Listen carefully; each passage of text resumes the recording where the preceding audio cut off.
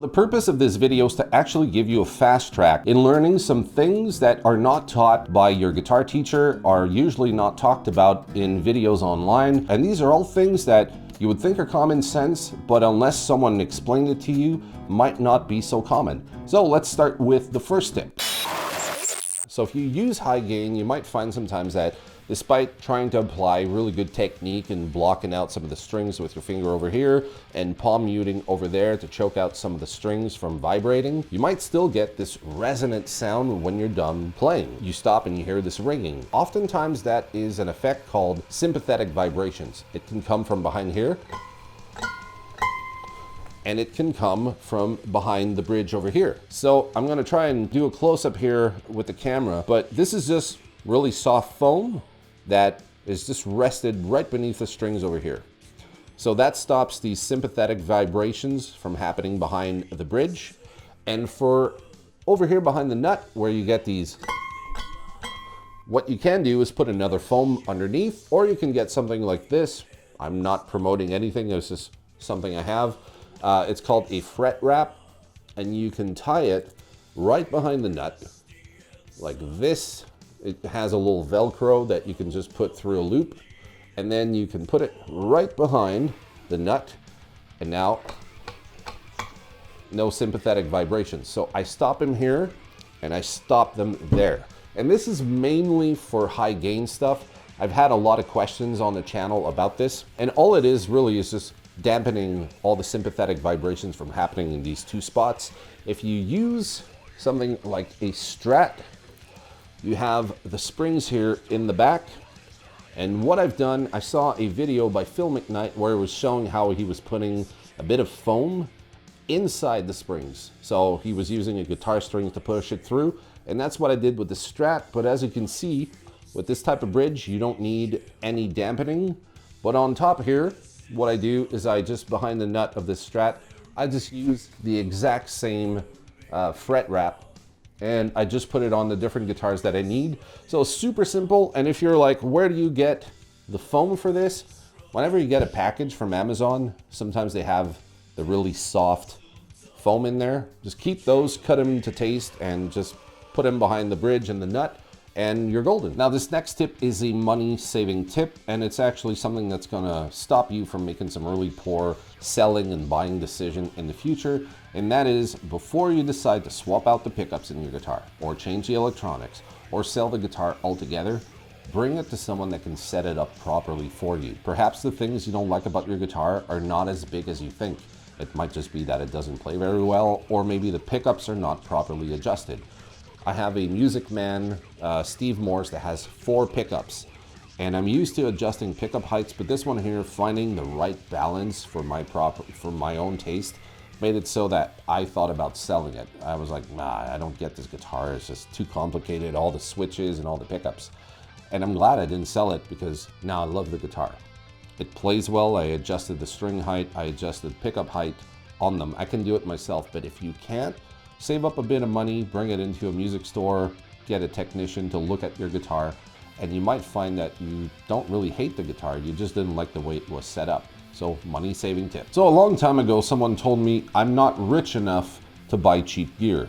And at the time, that didn't make any sense to me. I was like, what the hell does that even mean? With experience and time, it started to make sense. What this person was saying to me is that when you buy certain cheap things, not all, but certain cheap things, they break and you have to replace them often. If you would have paid 20 bucks for a pedal, it broke and you had to buy it again, now you're at 40, and it broke again, and then you bought something else because that one proved to be unreliable. You ended up buying the one piece of gear you needed multiple times, and if you would have saved up just a bit more, you could have bought the thing you needed right away and buy the right one, and buy the one that is most reliable. So sometimes, not all the time, but sometimes paying less is going to be paying more in the long run. So that could be cables, tuners, it could be tubes that you put, or valves, depending where you are in the world. So all these things that we purchase for guitar and for playing live or the studio or whatever the case may be, sometimes cheap will do, but sometimes cheap is going to cost you a lot in the long run, because you go, man, I should have bought the right thing the first time. That comes with experience. Some of you probably already know this and you're already applying it, but if you're fairly new to the whole industry of music and buying gear, you might not know that there's some stuff out there that really isn't all that good. It's really affordable and it's fine for home use, but as soon as you get more serious and you want to play live, that stuff starts to fall apart. Save up just a bit more to get the right piece of gear for you. Okay, so this next tip is about straps. If you play live, you might have had incidents where the strap came undone and your guitar was either in your hands or it fell to the ground, which is no fun. Now this guitar here is an expensive guitar. It came with a DiMarzio strap lock, which, if I can zoom in, has a washer here that holds the strap in place, and you just have to unhook it this way if you want to take the strap off. Now that's all fine, but some people don't have money to buy fancy systems, and there are a lot of locking systems out there. But one simple way to do it is to, let me grab another guitar. Let's say you have your strap here and you want to secure it. So what you're going to do is unscrew this part, and you put a washer between the screw and your strap, and then you screw it back in, and the washer will prevent the strap from coming undone, and you're golden. Now this other tip is actually super simple. It doesn't cost a whole lot of money.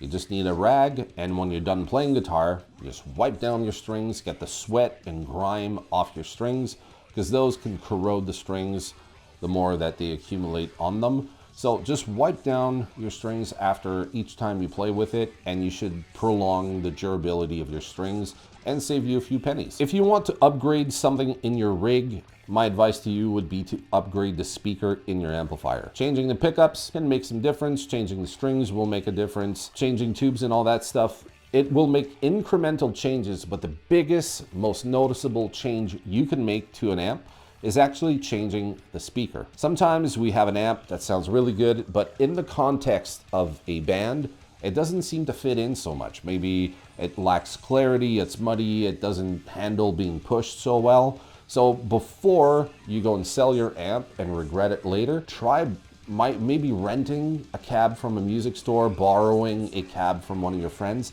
and try different speakers. You might find that your amp doesn't sound good when pushed. As soon as you find the pairing, it's a smaller investment to buy a speaker than it is to buy a brand new amp. So give that a shot first. You might be surprised at the result. Some people say that 70% of the tone of your amp comes from the speaker, and I tend to agree. It has a huge impact, so try that first. So last but certainly not least, one of the best tips I save for last, and that is to have a backup to whatever rig you're using. Now I'm not talking about having 15 guitars and 30 amps and all that stuff. I'm just talking about the amplifier portion. So if you're playing live, you only have one amp and it dies on you, you need to figure out what the issue is. But sometimes you don't have time to figure it out. You know, maybe the 15-minute break isn't coming until a little bit later. So you need some kind of backup. I have 3 examples, and these are certainly not the only examples of what you could use in this circumstance, but you could use something like this. This is the Joyo Bantamp. I think they go for 130, 40, 50, something like that. Euros here in Europe, but in America it might be even a bit less. Joyo Bantamp, 20-watt amp. You can plug it into just about any speaker cabinet that you want. It has an effects loop, super handy, small, not very heavy. You could use that as a backup. You also have something like this, which is a pedal board preamp. This one here is the Carl Martin. It sounds kind of like a Marshall, like a clean Marshall. It's a lot of headroom, so you can plug all your pedals into it. So clean pedal platform, and it has an XLR out, so you can send out to front of house and just ask them to put you in the monitors. And another option, which is not the last option, but it's the last I have for you today, it's something like this, the HX Stomp. It's been out for what, like 10 years or something. So what you could do is just duplicate your rig with the pedals and everything and put it in there. Whenever something happens, you could say, okay, I'm just going to be using this. You could put that on your pedal board. You could put the Carl Martin here on your pedal board, or you could even, if you wanted to, replicate whatever rig you're using with these two. So you could use this as your amp and use these as your pedals. So if anything happens and you can't figure it out, you have a backup for not a whole lot of money compared to getting a second amplifier.